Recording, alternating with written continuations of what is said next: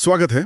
आज हम एक बहुत ही दिलचस्प सामग्री पर बात कर रहे हैं, अवचेतन मन, मौन सृजनकर्ता की शक्ति। इसमें यह सामने आता है कि हमारी जिंदगी का करीब करीब 95% हिस्सा पर्दे के पीछे से चलता है। मतलब हमारे अवचेतन मन से जो हम सोचते हैं, बोलते हैं, वो चेतन मन तो बस ऊपरी सतह है। तो आज का लक्ष्य है इस मौन सृजनकर्ता को समझना। ये कैसे काम करता है, इसकी शक्ति क्या है, जैसा इस सामग्री में बताया गया है। बिल्कुल। और इसका जो सेंट्रल आइडिया है वो काफी रोचक है कि अवचेतन मन जो है वो बहस नहीं करता, सवाल नहीं पूछता, वो बस मान लेता है, स्वीकार कर लेता है। हम जो भी विचार, एहसास या कल्पनाएं बार बार दोहराते हैं ना, बस उन्हीं से हमारी हकीकत बनती जाती है। सामग्री कहती है कि ये हमारे जीवन का एक तरह का खामोश आर्किटेक्ट है, चुपचाप हमारी दुनिया डिजाइन कर रहा है। अच्छा, खामोश आर्किटेक्ट। तो फिर ये काम कैसे करता है? सामग्री के हिसाब से ये लॉजिक से परे है, तर्क नहीं करता और 24/7 एक्टिव रहता है और बचपन से अब तक के सारे अनुभव इसमें स्टोर्ड है। ये कुछ उपजाऊ जमीन जैसा हुआ। फिर मतलब बीज अच्छा हो या बुरा फर्क नहीं पड़ता, जो बोया वही उगेगा। हाँ, ये बहुत महत्वपूर्ण पॉइंट है, क्योंकि वो तर्क नहीं करता ना, तो अच्छे बुरे में भेद भी नहीं कर पाता। इसीलिए हमें सावधान रहना होगा कि हम अनजाने में क्या बो रहे हैं। और यहाँ एक और गहरा कनेक्शन भी बताया गया है। सामग्री उपनिषदों का जिक्र करती है, यद भावम तद भवति। मतलब जैसा भाव हम रखते हैं वैसे ही हम बन जाते हैं, या वैसी ही परिस्थितियां हमारी तरफ खिंचती हैं। कहने का मतलब हमारे विचार, हमारी भावनाएं, ये सिर्फ अंदरूनी मामला नहीं है, ये बाहर असर डालती हैं। यद भावम तद भवति। वाह, भाव ही सब कुछ है एक तरह से। तो फिर इसे साधा कैसे जाए, इसे सही दिशा कैसे दे? सामग्री में ध्यान, मंत्र, संकल्प का जिक्र है। क्या ये तरीके हैं अपने भाव को, मतलब इन बीजों को सोच समझकर चुनने के? हाँ बिल्कुल। ये तकनीकें दरअसल अवचेतन तक अपनी बात पहुंचाने के, कह सकते हैं कि रास्ते हैं। जैसे ध्यान से मन शांत करके सकारात्मक सुझाव देना, या संकल्प मतलब अपने इरादे को बार बार दोहराना। पर यहाँ एक और बात है, सिर्फ सोचना काफी नहीं है। जैसा कि वो आरव और नीली स्पोर्ट्स कार वाली कहानी बताती है। हाँ, आरव की कहानी। उसके पास साधन तो ज्यादा नहीं थे, पर उसे वो कार चाहिए थी। हाँ, तो उसने क्या किया? सामग्री बताती है कि वो रोज रात सोने से पहले कल्पना करता था, लेकिन सिर्फ कार देखता नहीं था, बल्कि उसे चलाने का एहसास करता था। स्टीयरिंग व्हील का टच, हवा, मतलब उस अनुभव को जीता था। और साथ में कुछ लिखता भी था, सकारात्मक वाक्य। तो क्या यही वो भाव है? महसूस करना। बिल्कुल सही पकड़ा। आरव की कहानी इसी सिद्धांत का निचोड़ है। दोहराओ प्लस तीव्र भावना।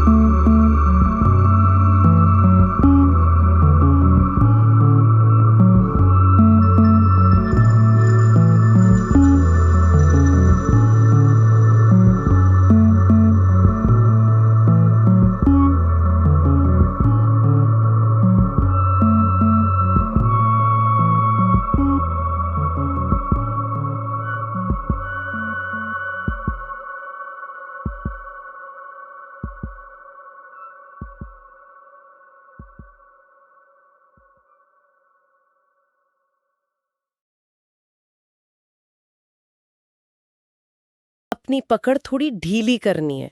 वो जो आसक्ति होती है ना, उसे छोड़ना है। हाँ, स्रोत में से ऊर्जा की स्वतंत्रता जैसा कुछ कहा है, मतलब अपना बेस्ट करो और फिर नतीजा वो ब्रह्मांड की व्यवस्था पर छोड़ दो। पर यहाँ एक सवाल उठता है मेरे मन में, ये जो छोड़ देना है, ये कहीं सुस्ती या मतलब हार मान लेना तो नहीं है? स्रोत इसमें कुछ फर्क बताता है क्या? ये बहुत अच्छा सवाल है और बहुत कॉमन भी है। स्रोत इसे गीता के कर्म योग से जोड़ता है।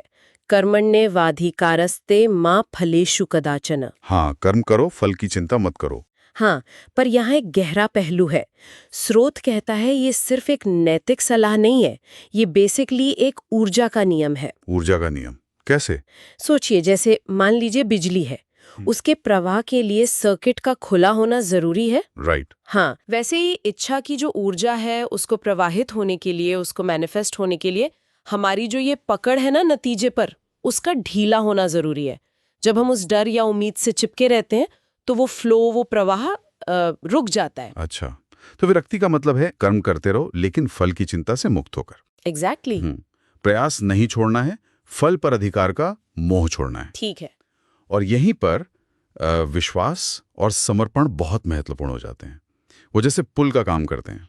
विश्वास और समर्पण। हाँ, विश्वास इस बात पर कि एक बड़ी शक्ति है, ब्रह्मांड है, जो हमारे लिए सबसे अच्छा कर रही है, भले ही हमें वो अभी ना दिख रहा हो। और समर्पण का मतलब है जो अभी है, जो वर्तमान क्षण है, उसे स्वीकार करना बिना लगातार भविष्य की चिंता किए। ये दोनों मिलकर ही विरक्ति को साधना आसान बनाते हैं। इसी बात को समझाने के लिए स्रोत में वसु की कहानी दी गई है, वो मुझे काफी रोचक लगी। हाँ, वसु वाली कहानी। वसु एक संगीतकार बनना चाहता था और उसने सालों मेहनत की, रिकॉर्डिंग, ऑडिशन, लगातार रिजेक्शन, मतलब वो बिल्कुल हताश हो गया था। फिर वो एक गुरु के पास गया और गुरु ने उसे क्या सलाह दी? उन्होंने कहा, तुमने अपना काम कर लिया है, अब इसे पूरी तरह से छोड़ दो, ब्रह्मांड को सौंप दो। ये सुनना ही कितना मुश्किल लगता है ना, खासकर जब इतनी मेहनत की हो। हाँ बिल्कुल, वसु के लिए भी ये बहुत मुश्किल था, पर उसने कोशिश की। उसने संगीत बनाना जारी रखा क्योंकि वो तो उसका स्वभाव था, पैशन था, पर वो जो परिणाम की चिंता थी उसे छोड़ दिया।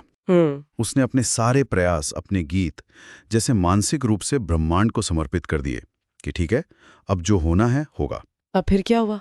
हुआ ये कि कुछ महीने बाद उसका कोई सालों पहले अपलोड किया हुआ एक यूट्यूब वीडियो था, वो अचानक वायरल हो गया। अरे वाह! हाँ, और एक बड़े संगीत निर्देशक की नजर उस पर पड़ी और उन्होंने वसु से कांटेक्ट किया। और इस बार वसु तैयार था, मतलब पहले की तरह बेचैन नहीं था, बल्कि शांत था, सहज था। ये कहानी बिल्कुल पॉइंट पर लाती है बात को। कैसे वो परिणाम की डोर को बहुत कसकर पकड़ने से इच्छा जैसे घुट जाती है। हाँ। वसु की विरक्ति का मतलब प्रयास छोड़ना नहीं था, बल्कि वो जो कंट्रोल की इच्छा थी, परिणाम पर अधिकार का जो मोह था, उसे छोड़ना था। और विश्वास और समर्पण ने उसके लिए सही समय और सही अवसर का दरवाजा खोला। बिल्कुल। जब वो उसके लिए सच में अंदर से तैयार था। तो फिर सवाल ये आता है कि ये जो विरक्ति है, विश्वास है, समर्पण है, इसको अपनी रोजमर्रा की जिंदगी में कैसे उतारें? ये सुनने में तो अच्छा लगता है, पर करें कैसे? स्रोत कुछ प्रैक्टिकल तरीके बताता है। हाँ बिल्कुल, स्रोत में कुछ अभ्यास भी सुझाए गए हैं जो इस मानसिक स्थिति को बनाने में मदद कर सकते हैं। जैसे एक आसान तरीका है, रात को सोने से पहले बस एक भावना के साथ, एक इरादे के साथ अपनी इच्छा को मानसिक रूप से ब्रह्मांड को सौंप देना। जैसे आप कोई पार्सल पोस्ट कर रहे हो। सौंप देना। हाँ, या फिर जब भी मन में वो शक वाले विचार आए, वो कब होगा, कैसे होगा वाले, तो एक संकल्प दोहराना, जैसे सब कुछ मेरे उच्चतम भले के लिए हो रहा है, या ब्रह्मांड मेरे पक्ष में काम कर रहा है। ये एक तरह से अपने विश्वास को रीअफर्म करना हुआ। हाँ बिल्कुल, ये सिर्फ शब्द नहीं है, ये उस विश्वास को मजबूत करने के तरीके हैं। स्रोत में एक और तकनीक का जिक्र था, ध्यान वाली। हाँ, ध्यान में अपनी इच्छा को एक रोशनी की तरह देखना, एक प्रकाश पुंज की तरह, और फिर कल्पना करना कि वो धीरे धीरे ऊपर उठ रहा है और अनंत आकाश में विलीन हो रहा है, जैसे आप उसे रिलीज कर रहे हैं। एग्जैक्टली। ये मानसिक रूप से छोड़ने का, लेट गो करने का अभ्यास है। और एक बात और कही गई थी कि इच्छा छोड़ने के बाद खाली नहीं बैठना है। सही बात। किसी रचनात्मक काम में लग जाना जो आपको खुशी दे, पेंटिंग हो, गार्डनिंग हो, कुछ भी। इससे क्या होता है कि आपका ध्यान नतीजे से हटकर उस काम की प्रक्रिया पर आ जाता है, वर्तमान क्षण में आ जाता है। तो फोकस शिफ्ट हो जाता है। हाँ, फोकस शिफ्ट हो जाता है। इन सारे अभ्यासों का मकसद यही है, मन को परिणाम की चिंता से हटाना और वर्तमान के कर्म और ब्रह्मांड की व्यवस्था पर विश्वास में स्थिर करना। स्रोत का सार यही लगता है मुझे कि जहां विरक्ति होती है वहां चमत्कार के लिए जगह बनती है, और जहां समर्पण होता है वहां ब्रह्मांड खुद आगे बढ़कर मदद करता है। ये कंट्रोल छोड़ने की शक्ति है। और अंत में एक विचार जो स्रोत में था वो वाकई सोचने पर मजबूर करता है। जब तुम थामना छोड़ते हो तभी जीवन तुम्हें उठा पाता है। बहुत गहरी बात है। हाँ, स्रोत का अंतिम संदेश भी कुछ ऐसा ही है। तो अपना कर्म करो, फिर उसे पूरी तरह छोड़ दो और भरोसा रखो कि जो तुम्हारे लिए है वो तुम्हें मिलकर ही रहेगा, सही समय पर, सही तरीके से। बिल्कुल, इट कैनॉट मिस यू। यह ऊर्जा वाकई शक्तिशाली लगती है। स्रोत में आगे से रोजमर्रा के जीवन में स्थायी कैसे बनाया जाए इस पर भी बात की गई है। शायद उस पर हम आगे कभी और विस्तार से चर्चा कर सकते हैं। हाँ, जरूर। अध्याय 11। तो आज का विषय है दैनिक साधनाएं, और ये कैसे चुपचाप हमारे जीवन को बदल सकती हैं। जी। हमारे पास दैनिक साधनाएं सृजन का मार्ग किताब के कुछ खास अंश हैं। हाँ। और मकसद ये समझना है कि रोज की वो छोटी छोटी आदतें जिन्हें हम शायद उतना महत्व नहीं देते, बिल्कुल, वो असल में बड़े बदलावों की नींव कैसे बनती हैं। हाँ, तो चलिए इस पे थोड़ी गहराई से बात करते हैं। हाँ, और स्रोत का जो मूल विचार है वो यही है कि हम जो बार बार करते हैं हाँ। वही बन जाते हैं। ये सिर्फ क्या कहते हैं इच्छा शक्ति का खेल नहीं है। अच्छा। बल्कि रोजाना सचेत रूप से चुनाव करने की बात है। हाँ। स्रोत एक तरह से पूछता है, क्या हम रोज उसे चुनने को तैयार हैं जो हम बनना चाहते हैं। ये दिलचस्प है। हाँ। स्रोत कहता है कि मन को रोज एक तरह का संतुलन चाहिए। हाँ बिल्कुल, ऊर्जा को दिशा चाहिए जी, और हमारे विश्वास को एक रोज का अनुशासन। सही। मतलब ये सिर्फ कभी कभी किए जाने वाले बड़े एफर्ट्स के बारे में नहीं है। नहीं, बिल्कुल नहीं, बल्कि रोज के वो छोटे नियमित कदम वही असल में चमत्कार ला सकते हैं। पर ये सुनने में सिर्फ आदत डालने से कोई ज्यादा लगता है ना। बिल्कुल, स्रोत इसे महज आदत नहीं मानता, वो इसे गहरे आध्यात्मिक अभ्यास से जोड़ता है। अच्छा, कैसे? जैसे योग सूत्रों में बात होती है ना, नियमित अभ्यास से साधन, फिर सिद्धि और अंत में आत्म साक्षात्कार। हाँ, साधन चतुष्टय। हाँ बिल्कुल, ये उसी कड़ी का हिस्सा है। या जैसे तुलसीदास जी ने भी कहा, बिनु हरि भजन न होत सुखारी। स्रोत इसे आज के जीवन में देखता है कि रोज खुद से जुड़े बिना वो सच्ची वाली खुशी और संतोष पाना मुश्किल है। तो फिर ये जो पुराना ज्ञान है, इसे आज की भाग दौड़ वाली जिंदगी में उतारा कैसे जाए? हाँ, ये सवाल अहम है। स्रोत में शायद नेहा और दीपक की एक कहानी है, वो इसे समझने में मदद कर सकती है। हाँ, वो कहानी इसे बहुत अच्छे से समझाती है। बिल्कुल, नेहा एक व्यस्त टीचर है। जी। वो देखती है कि उसका बेटा दीपक रोज सुबह उठता है, अपनी डायरी में कुछ लिखता है और मुस्कुराता है। तो नेहा पूछती है, भैया क्या करते हो रोज? तो दीपक बताता है कि वो रोज 3 ऐसी चीजों के लिए धन्यवाद लिखता है जिनके लिए वो आभारी है। अच्छा। और फिर वो कल्पना करता है कि वो बड़ा होके क्या बनेगा और खुद से कहता है, हाँ मैं ये बन सकता हूँ। कमाल है, एक बच्चे से इतनी बड़ी सीख। तो नेहा ने इसे कैसे अपनाया फिर? ये नेहा के लिए जैसे आंखें खोलने वाली बात थी। उसने महसूस किया कि अपनी इच्छाओं को व्यक्त करना कोई एक बार का काम नहीं है। ये एक लगातार चलने वाली चीज है। हाँ, एक जीवन शैली है। तो उसने भी अपने बेटे की तरह ही रोज सुबह 10 मिनट ध्यान करना शुरू किया। बस 10 मिनट? हाँ, बस 10 मिनट। और 3 धन्यवाद लिखना शुरू किया। जी। और 5 बार एक पुष्टि, जैसे मैं प्रेम, स्वास्थ्य और समृद्धि के योग्य हूँ, इसे दोहराना शुरू किया। और रात को? और रात को सोने से पहले वो दिन में जो भी छोटे छोटे अच्छे पल हुए, जो चमत्कार हुए, उनके लिए आभार व्यक्त करती थी। और इसके नतीजे क्या रहे? मतलब क्या सच में कोई फर्क पड़ा? बिल्कुल, स्रोत बताता है कि उसका तनाव कम हुआ। अच्छा। सेहत बेहतर होने लगी, रिश्तों में मिठास आई और उसकी जो अंदरूनी ऊर्जा थी उसमें एक नई चमक आ गई। वाह। स्रोत इसे बहुत खूबसूरती से कहता है कि ये जो दैनिक साधनाएं हैं, ये जीवन के साथ हमारा संवाद है। संवाद? हाँ, एक डायलॉग। जब हम हर दिन खुद से जुड़ते हैं तो जैसे ब्रह्मांड भी हमारे साथ तालमेल बिठाने लगता है। ये सुनने में बहुत शक्तिशाली लग रहा है। क्या स्रोत कुछ ऐसे ठोस कदम भी बताता है जिन्हें कोई भी अपना सके आसानी से? हाँ, बिल्कुल। स्रोत कुछ बहुत ही व्यावहारिक सिंपल कदम बताता है। जैसे? जैसे जागरण, सुबह के पहले 15 मिनट, उठते ही अपनी सबसे गहरी इच्छा को महसूस करना और एक सकारात्मक पुष्टि दोहराना, जैसे आज का दिन दिव्य अवसरों से भरा है। ठीक है। फिर मौन ध्यान 5 से 20 मिनट, बस अपनी सांस पर ध्यान देना। सांस पर ध्यान। हाँ, और बीच बीच में अपनी पुष्टि को मन में दोहराना। ओके। फिर कल्पना या विजुअलाइजेशन 5 मिनट, अपनी इच्छा को ऐसे देखना, महसूस करना जैसे वो सच हो चुकी है। महसूस करना जरूरी है। हाँ, वो भाव लाना। और फिर रात्रि समर्पण, सोने से पहले दिन भर के लिए कृतज्ञता जी। और अपनी इच्छा को ब्रह्मांड पर छोड़ देना, इस भरोसे के साथ कि जो मेरे लिए सबसे अच्छा है वही हो। समर्पण भाव। और एक और चीज, साप्ताहिक आत्मसमीक्षा। अच्छा। हफ्ते में एक बार रुक कर देखना कि मेरी ऊर्जा कहाँ जा रही है। अच्छा, ये जरूरी है। हाँ, कहीं कोई पुराना डर या कोई नेगेटिव पैटर्न हावी तो नहीं हो रहा। सही कहा। और एक बात जो स्रोत बार बार कहता है वो है कंसिस्टेंसी बीट्स इंटेंसिटी। है ना? बिल्कुल, नियमितता, रोज थोड़ा थोड़ा करना, पर सच्चे भाव से करना, वो कभी कभार किए जाने वाले बड़े भारी प्रयासों से कहीं ज्यादा असरदार है। हाँ, यही उस सृजन शक्ति को, जिसके बारे में स्रोत बात कर रहा है, एक मजबूत नींव देता है।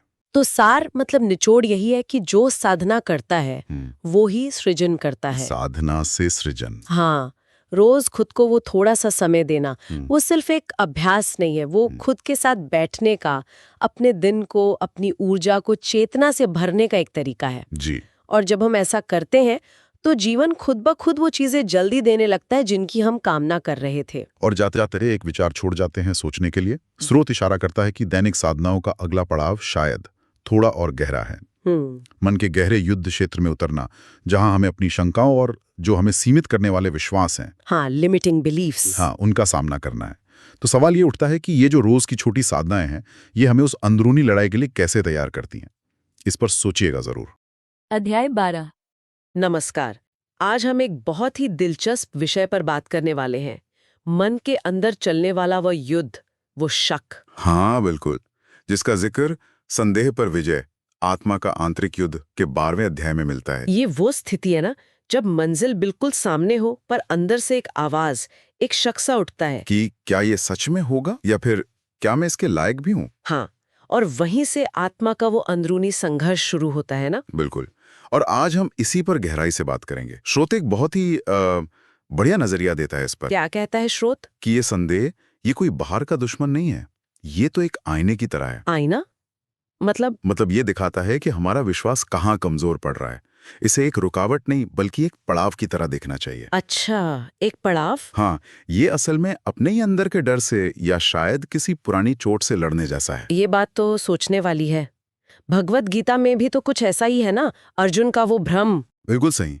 जैसे कुरुक्षेत्र में अर्जुन उलझ गए थे मोह और धर्म के बीच, वैसा ही युद्ध हर पल हमारे अंदर चलता है, जहां आत्मा को चुनना पड़ता है, अपना सच, अपना धर्म। हाँ, वो धीमी सी आवाज जो कहती है तुम कर सकते हो। इसी को और समझने के लिए श्रोत में कहानी भी है आरव की, एक चित्रकार की। हाँ, आरव की कहानी वो काफी अच्छी तरह से इस बात को समझाती है। उसे एक बड़ी प्रदर्शनी का न्योता मिलता है ना? एक बहुत बड़ा मौका। बिल्कुल, बरसों का सपना जैसे सच होने वाला हो। पर जैसी वो काम शुरू करने लगता है, उसका आत्मविश्वास डगमगा जाता है, हाथ कांपने लगते हैं। हाँ, मन में वो शक घर कर लेता है, क्या मेरा काम उतना अच्छा है भी? कहीं लोगों ने पसंद नहीं किया तो? सारी मेहनत बेकार जाने का डर। बिल्कुल। और यही कहानी में एक मोड़ आता है। परेशान होकर आरव अपने गुरु के पास जाता है। और गुरु उसे बहुत शांति से एक जलते हुए दीपक का उदाहरण देते हैं। दीपक का? अच्छा। हाँ, वो कहते हैं देखो, हवा से लौ हिलती तो है पर बुझती नहीं। क्यों? क्योंकि उसकी बाती वो अंदर तेल और दिए से गहराई से जुड़ी हुई है। मतलब असली ताकत बाहर की तारीफ या मंजूरी में नहीं है, वो तो अंदर की निष्ठा में है, अपने काम के प्रति, खुद के प्रति। वाह, ये तो बिल्कुल अलग नजरिया है। आमतौर पे हम बाहरी सफलता को ही सब कुछ मान लेते हैं। सही कहा। और गुरु ने सिर्फ समझाया नहीं, उसे एक साधना भी दी, 3 दिन की। साधना? कैसी साधना? उसमें ध्यान था, कुछ स्व पुष्टि वाक्य, मतलब एफर्मेशन, जैसे मैं सृजन का माध्यम हूँ, या मेरा विश्वास मेरी शंकाओं से कहीं ज्यादा बड़ा है। और अपने अंदर की आवाजों को बस सुनना, बिना कोई फैसला सुनाए। बिना जज किए ये मुश्किल होता होगा। होता है, पर इसका नतीजा बड़ा कमाल का रहा। 3 दिन बाद आरव ने एक पेंटिंग बनाई। कौन सी? उसमें एक योद्धा था जो अपनी ही परछाई से लड़ रहा था, और लड़ते लड़ते आखिर में वो उसे गले लगा लेता है। अरे वाह, अपनी ही परछाई को गले लगाना, मतलब खुद के संदेह को स्वीकार करना। बिल्कुल, स्वीकृति। और मजे की बात यह कि प्रदर्शनी में वही पेंटिंग सबसे पहले बिकी। कमाल है। तो इस पूरी कहानी और स्रोत से हम क्या सीख सकते हैं? सबसे बड़ी सीख तो यही है कि संदेह आएगा, मन में उठेगा, ये स्वाभाविक है। लेकिन उसे पकड़कर बैठ जाना, उसे ही अपनी सच्चाई मान लेना, वो हमें रोकता है। स्रोत कहता है, हर चुनौती, हर शक एक सवाल है। क्या सवाल? सवाल यह है, क्या तुम वाकई तैयार हो? अच्छा, और जब अंदर से, आत्मा से आवाज आती है हाँ, तो फिर रास्ते खुलते जाते हैं। तो अंदर की लड़ाई जीतना ज्यादा जरूरी है। बिल्कुल, वो लड़ाई जीतने के बाद उड़ान ज्यादा ऊंची होती है। असली शक्ति इसी में है, शक को देखते हुए भी विश्वास चुनना। और ये चुनाव सिर्फ एक बार का नहीं, इसे आदत बनाना होगा। स्रोत में कुछ अभ्यास भी बताए गए हैं शायद। हाँ, कुछ तरीके सुझाए गए हैं इसे मजबूत करने के। जैसे एक है शंका का पत्र लिखना। शंका का पत्र? वो कैसे? अपने सारे डर, सारी शंकाएं एक कागज पर लिख डालिए, उन्हें स्वीकार कीजिए, और फिर उस पत्र को जला दीजिए। जला दें, एक तरह से उन्हें जाने देना। हाँ, एक प्रतीकात्मक विसर्जन, मुक्त होना उनसे। ये सुनने में तो काफी शक्तिशाली लग रहा है। और एक मौन योद्धा ध्यान का भी जिक्र था। हाँ, मौन योद्धा ध्यान। इसमें आप बस शांति से बैठते हैं, एक योद्धा की तरह, और मन में जो भी विचार चल रहे हैं उन्हें देखते हैं। लड़ते नहीं। नहीं, बिल्कुल नहीं। बस एक साक्षी की तरह दूरी बनाकर विचारों को आने जाने देते हैं। ये दूरी बनाना ही ताकत है। विचारों से लड़ने की बजाय उन्हें बस देखना, ये भी एक अभ्यास है। इसके अलावा शक्ति के वाक्य दोहराना और सकारात्मक संगति। हाँ, यानी ऐसे लोगों के साथ रहना जो आपकी ऊर्जा बढ़ाएं, आपको प्रेरित करें। ये छोटे छोटे कदम लग सकते हैं, पर लगातार करने से बहुत फर्क पड़ता है। बिल्कुल। तो अंत में स्रोत हमें ये समझा रहा है कि संदेह असल में एक दरवाजा है। हाँ, एक दरवाजा जिसके उस पार हमारा ही बेहतर, ज्यादा सक्षम रूप इंतजार कर रहा है। और संदेह के बावजूद आगे बढ़ना, वही असली रचनात्मकता है। बिल्कुल, जिस पर शायद ब्रह्मांड भी मुस्कुराता है। तो ये साफ है कि असली जीत तो अंदर ही है। और जाते जाते स्रोत एक सवाल भी छोड़ता है सोचने के लिए। हाँ, जो शायद अगले अध्याय की तरफ इशारा है कि क्या हो अगर सृजन, मतलब कुछ नया बनाना, वो किसी कमी या अभाव से शुरू ना हो, बल्कि भीतर जो पहले से पूर्णता है, जो संतुष्टि है, उस एहसास से शुरू हो। हम अभाव से नहीं, पूर्णता से सृजन। ये वाकई एक गहरा विचार है सोचने के लिए। अध्याय 13। स्वागत है। आज हम सृजन के एक बहुत दिलचस्प पहलू पर बात कर रहे हैं। ये पूर्णता से रचना नाम की एक सामग्री से प्रेरित है। अक्सर हम कुछ चाहते हैं क्योंकि हमें उसकी कमी लगती है ना? जैसे पैसा चाहिए या शायद प्यार या सफलता। पर क्या हो अगर सच्चा सृजन इस कमी से नहीं, बल्कि अंदर से पूर्ण, मतलब एकदम भरा हुआ महसूस करने से होता हो। चलिए इसे समझते हैं थोड़ा। हाँ बिल्कुल, ये सोचने का एक बिल्कुल अलग नजरिया है और ये बहुत महत्वपूर्ण भी है। सामग्री कहती है कि 2 तरह की ऊर्जाएं काम करती हैं। एक है अभाव की ऊर्जा, वो जो हमेशा कहती है मैं खाली हूं, मुझे ये चाहिए वो चाहिए। हाँ, वो कमी वाली फीलिंग। बिल्कुल। और दूसरी है आत्म समृद्धि या कह लें पूर्णता की ऊर्जा। ये कहती है मैं पहले से ही पूरा हूं, भरा हुआ हूं, अब जो हो रहा है वो बस विस्तार है। और स्रोत का मानना है कि अभाव से निकली इच्छा, वो जो कमी से आती है, वो सच्चा टिकाऊ फल नहीं देती। अच्छा, और इसमें उपनिषदों का भी जिक्र था ना, पूर्णमदः पूर्णमिदं पूर्णात् पूर्णमुदच्यते, मतलब कि पूर्ण से ही पूर्ण निकलता है। सुनने में तो बहुत गहरा है, पर असल में ये काम कैसे करता है, यहाँ कुछ समझने लायक है। हाँ, इसका गहरा मतलब यह है कि हमारी जो बाहरी दुनिया है, जो हमारे अनुभव हैं, वो कहीं ना कहीं हमारे अंदरूनी एहसास का ही एक प्रतिबिंब है, एक आईना। अगर अंदर लगातार कमी महसूस होती है, डर लगता है, असुरक्षा होती है, तो बाहर भी वैसी ही परिस्थितियां खिंचती चली आती हैं, ऐसा लगता है। और अगर भीतर समृद्धि है, संतोष है, पूर्णता का भाव है, तो वही अनुभव बनकर सामने आता है। तो ये सिर्फ पॉजिटिव सोचना नहीं है। नहीं, उससे कहीं ज्यादा। ये होने की अवस्था है। जब आप अंदर से पूर्ण महसूस करते हैं, तो आपके फैसले, आपका व्यवहार, आपकी ऊर्जा सब बदल जाता है और वही बाहरी अवसरों को खींचता है। सामग्री में आर्या नाम की एक लेखिका की कहानी भी थी। वो शायद इसे समझने में मदद करे। वो मशहूर होना चाहती थी, किताबें बिकें, सफलता मिले, पर कुछ हो नहीं रहा था। और उसके मन में हमेशा ये सवाल रहता था, क्या मैं सचमुच अधूरी हूँ? हाँ, बिल्कुल। वो एक आम संघर्ष है कई लोगों का। फिर उसे एक वर्कशॉप में, एक कार्यशाला में एक नई बात पता चली। उसे सिखाया गया, तुम जो चाहती हो वो पहले अपने भीतर बनो। अच्छा, ये तो दिलचस्प है। तो उसने क्या किया? उसने इसे एक प्रयोग की तरह लिया। बाहरी नतीजों की चिंता छोड़ दी और अपने अंदर के एहसास पर काम करना शुरू किया। कैसे? क्या प्रैक्टिकल स्टेप्स लिए उसने? सामग्री बताती है कि उसने रोज खुद से कहना शुरू किया, मैं पूर्ण हूं। हम्म। ध्यान करना शुरू किया और लिखना जारी रखा, पर अब इसलिए नहीं कि कोई तारीफ करे या किताब बिके, अच्छा, तो फिर क्यों? बल्कि अपनी उस भीतरी पूर्णता को महसूस करने के लिए, उसे व्यक्त करने के लिए, जैसे वो उसका जश्न मना रही हो। धीरे धीरे उसकी ऊर्जा बदली, उसका पूरा वाइब बदला। और फिर एकदम अप्रत्याशित रूप से एक पब्लिशर ने खुद उससे संपर्क किया। वाह! तो ये कहानी दिखाती है कि उसने बाहर सफलता नहीं मांगी, अंदर का भाव बदला। बिल्कुल, यही तो सबसे अहम बात है। उसने सफल लेखिका बनने की कामना नहीं की, उसने पूर्ण महसूस करने पर ध्यान दिया। और जैसे ही उसने खुद को अंदर से योग्य, संपूर्ण महसूस करना शुरू किया, बाहरी दुनिया ने मानो उसी की पुष्टि कर दी। तो सृष्टि का रहस्य ये नहीं कि हमें क्या चाहिए, बल्कि ये कि हम खुद को क्या समझते हैं, अधूरे या पूरे। हाँ, एक तरह से कह सकते हैं, हम क्या हैं या क्या महसूस करते हैं, वो ज्यादा मायने रखता है बजाय इसके कि हम क्या चाहते हैं। ये सुनने में तो बहुत शक्तिशाली है, पर लोग सोच सकते हैं कि अच्छा ठीक है, मान लिया, पर इस पूर्णता के भाव को जगाएं कैसे रोजमर्रा की जिंदगी में? हाँ, ये बिल्कुल प्रैक्टिकल सवाल है और सामग्री में इसके लिए कुछ अभ्यास, कुछ तरीके सुझाए गए हैं। अच्छा, क्या है वो? क्या हम उन्हें आसानी से कर सकते हैं? हाँ, बिल्कुल, काफी सरल लेकिन गहरे अभ्यास हैं। पहला है, मैं पहले से पूर्ण हूं ध्यान।